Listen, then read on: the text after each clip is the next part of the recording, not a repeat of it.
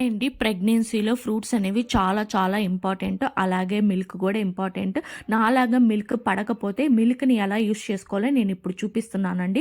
First milk బాగా boil చేసుకోండి. Boil చేసుకున్న తర్వాత దాంట్లో కొంచెం ఇలాచీ పౌడర్, అలాగే కొంచెం బెల్లం ఏసుకోండి. అలాగే కస్టర్డ్ పౌడర్ కూడా వేసుకోండి. ఇన్‌కేస్ కస్టర్డ్ పౌడర్ లేకపోయినా ఇట్స్ ఓకే అనమాట. మీకు కావాలంటే ఇమ్మీడియేట్‌గా ఆ పాలల్లో ఫ్రూట్స్ అన్నీ వేసుకొని తినండి. లేదంటే ఓవర్ నైట్ ఫ్రిడ్జ్‌లో పెట్టుకొని మార్నింగ్ లేవగానే బ్రేక్‌ఫాస్ట్ అయిపోయిన తర్వాత 11:00కి అలాగా ఇప్పుడు ఇలా తీసుకోండి. మొత్తం మిల్క్ వేసేసుకొని దాంట్లో ఏమేం ఫ్రూట్స్ తినాలనుకుంటున్నారో అన్ని ఫ్రూట్స్ ఏసుకొని తినండి. ఏంటంటే ఫ్రీక్వెంట్ మీల్స్ అనేవి ప్రెగ్నెన్సీలో చాలా ఇంపార్టెంట్. ఒకేసారి హెవీగా తింటే మనకి ఎసిడిటీ ప్రాబ్లమ్స్ అనేవి ఖచ్చితంగా వస్తాయండి బేబీ గ్రోత్ వల్ల.